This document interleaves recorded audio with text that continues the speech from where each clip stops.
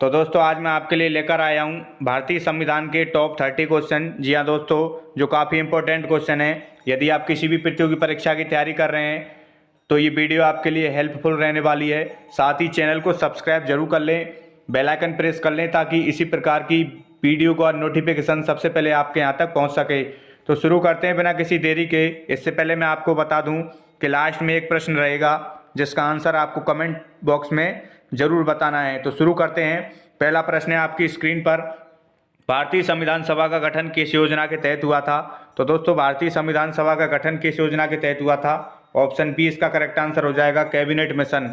जी हाँ दोस्तों, cabinet mission के तहत भारतीय संविधान सभा का जो गठन है हुआ था। और दोस्तों कब हुआ था? 1946 को हुआ था। याद रखें 24 मार्च 1946 को कैबिनेट मिशन भारत में आया था और कैबिनेट मिशन में 3 सदस्य शामिल थे।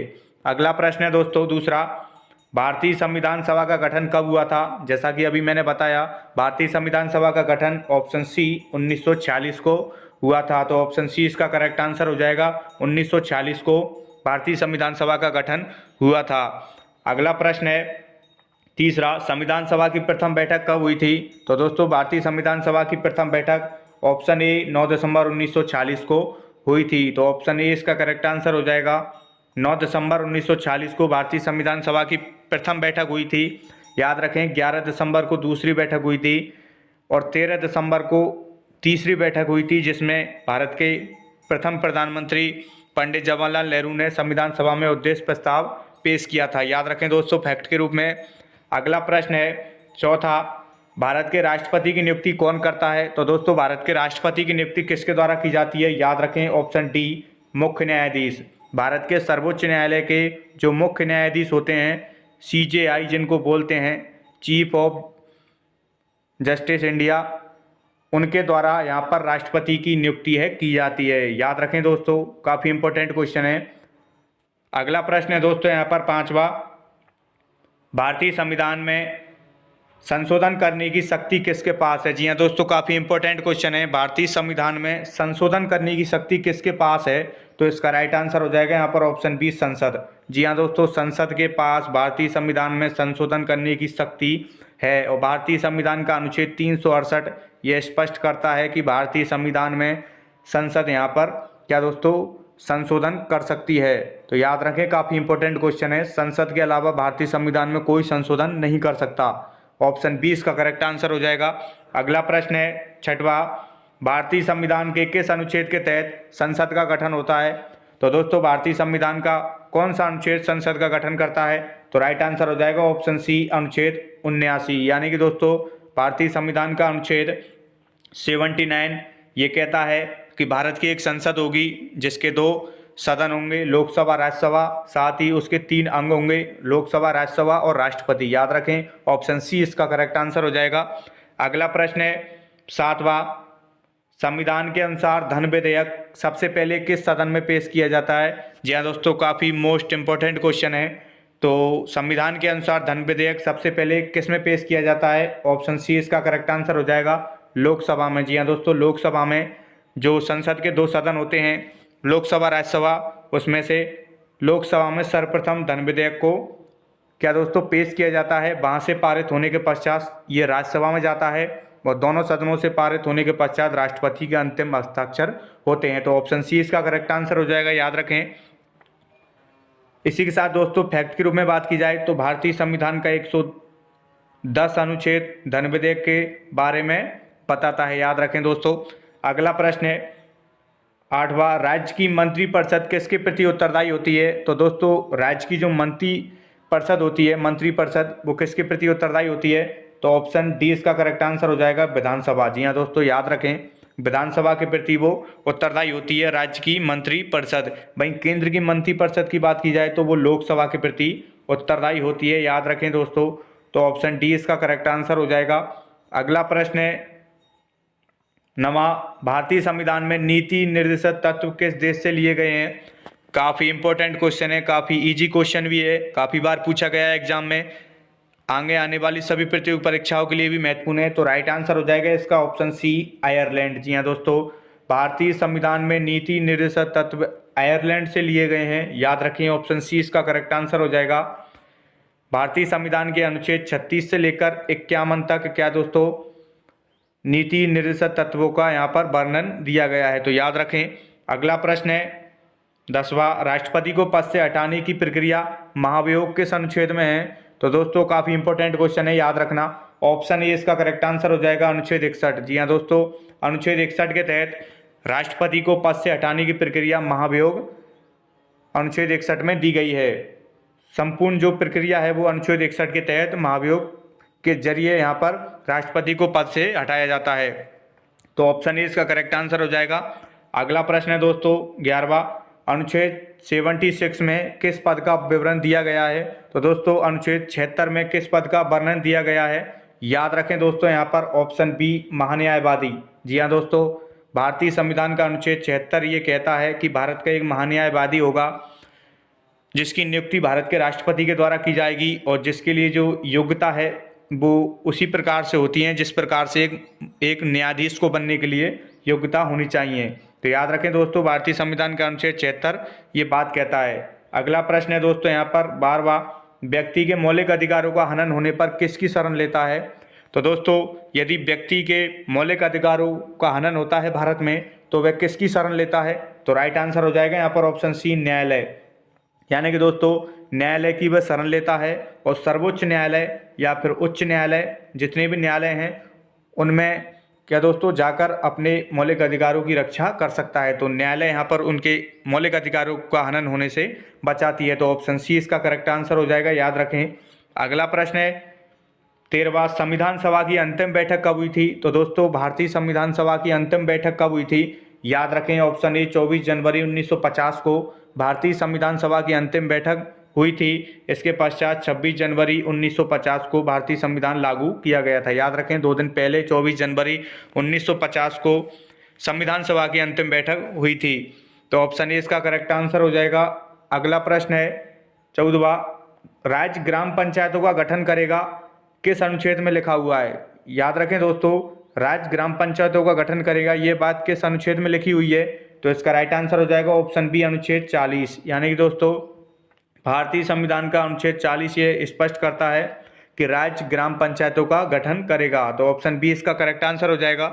अगला प्रश्न है 15वां, राष्ट्रपति के पद को अधिकतम कितने समय तक खाली रखा जा सकता है? जी हाँ दोस्तों, इसमें पूछा गया है कि राष्ट्रपति का पद यदि खाली है तो उसको कितने समय तक खाली रखा जा सकता है, उससे ज़्यादा नहीं रखा जा सकता। तो राइट आंसर हो जाएगा ऑप्शन बी 6 माह। यानी दोस्तों यदि 6 महीने से ज़्यादा राष्ट्रपति का पद यहाँ पर खाली रहता है तो उसको भरा जाएगा, चुनाव किए जाएंगे दोबारा से। तो ऑप्शन बी इसका करेक्ट आंसर हो जाएगा। अगला प्रश्न है 16वां, राज्यसभा का पदेन सभापति कौन होता है? काफ़ी इजी क्वेश्चन है दोस्तों। इसका राइट आंसर हो जाएगा यहाँ पर ऑप्शन डी उपराष्ट्रपति। जी हाँ दोस्तों, उपराष्ट्रपति राज्यसभा का पदेन सभापति होता है। तो ऑप्शन डी इसका करेक्ट आंसर हो जाएगा, उपराष्ट्रपति। अगला प्रश्न है 17वां, भारतीय संविधान का जनक किसे कहा जाता है? तो दोस्तों भारतीय संविधान का जनक किसे कहा जाता है? इसका राइट आंसर हो जाएगा option B doctor Bhimrao Ambedkar.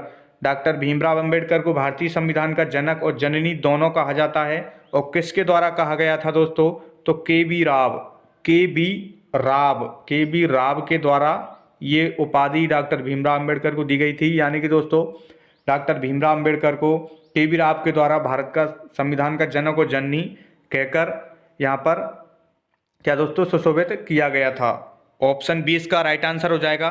अगला प्रश्न है 18वां, किसी राज्य का राज्यपाल बनने के लिए कितनी आयु सीमा चाहिए? तो दोस्तों यदि आप किसी भी राज्य का राज्यपाल बनना चाहते हैं तो आपके लिए न्यूनतम आयु सीमा ऑप्शन डी 35 वर्ष। यानी कि दोस्तों आप 35 वर्ष के यहाँ पर होने चाहिए, 35 ईयर्स यदि आपकी कंप्लीट है तो आप किसी भी राज्य के राज्यपाल बन सकते हैं। तो ऑप्शन डी इसका करेक्ट आंसर हो जाएगा।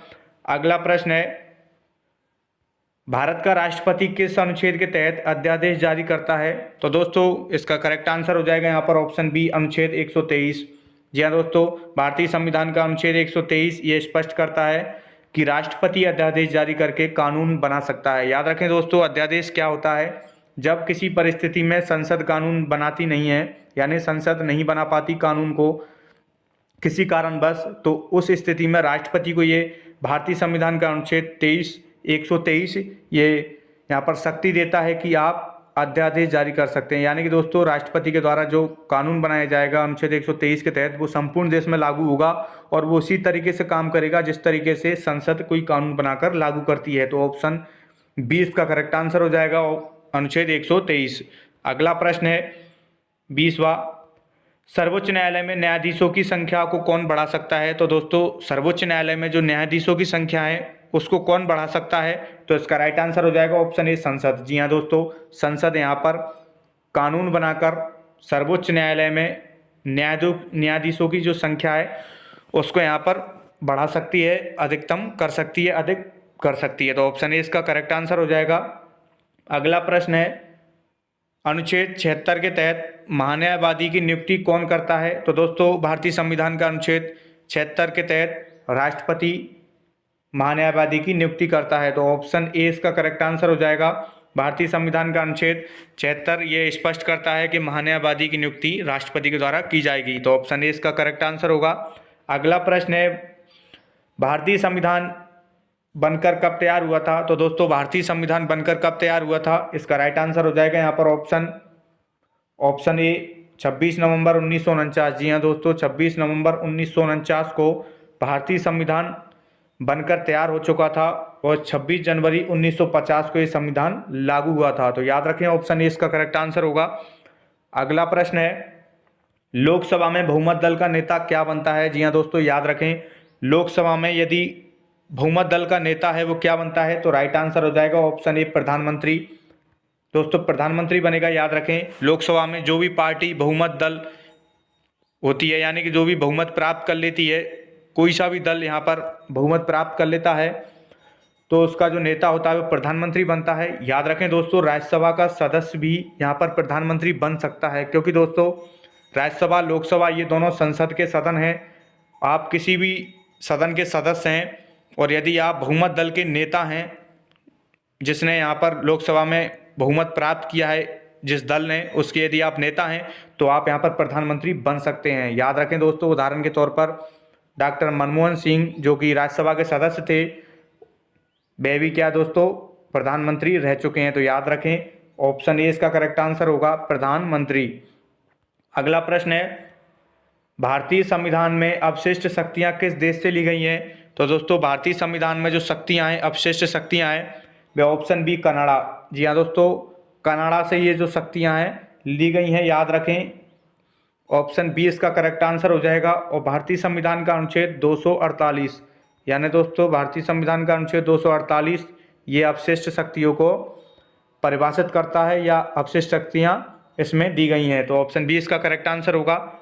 अगला प्रश्न है भारतीय संविधान किसके द्वारा हस्तलिखित किया गया है? याद रखें दोस्तों काफ़ी इंपॉर्टेंट क्वेश्चन है। अधिकतर विद्यार्थियों को इसका आंसर पता नहीं होता है, कंफ्यूज होते हैं।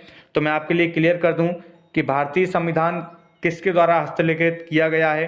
तो राइट आंसर हो जाएगा ऑप्शन सी प्रेम बिहारी नारायण रायजादा। याद रखें दोस्तों प्रेम बिहारी नारायण रायजादा के द्वारा भारतीय संविधान को लिखा गया है, डॉक्टर भीमराव अंबेडकर के द्वारा लिखा नहीं गया है। याद रखें प्रेम बिहारी नारायण रायजादा इसका करेक्ट आंसर होगा। उनके द्वारा भारतीय संविधान को लिखा गया है। याद रखें डॉक्टर भीमराव अंबेडकर की यहाँ पर क्या दोस्तों नेतृत्व में प्रारूप समिति का गठन किया गया था, जिसने संविधान के यहाँ पर रूपरेखा पर क्या दोस्तों एक तरीका से संशोधन किया था, उसमें विचार किया था। कुछ यहाँ पर जो BN राव के द्वारा संविधान तैयार किया गया था प्रारंभ में, परंतु बाद में प्रारूप समिति ने उसमें फेरबदल किया, कुछ उसमें चेंज किए। उसके बाद प्रेम बिहारी नारायण रायजादा के द्वारा पूरे संविधान को लिखा गया है। याद रखें दोस्तों ऑप्शन सी इसका करेक्ट आंसर होगा। कंफ्यूज ना हो, एग्जाम में आपको कंफ्यूज किया जा सकता है। तो ऑप्शन सी इसका करेक्ट आंसर होगा।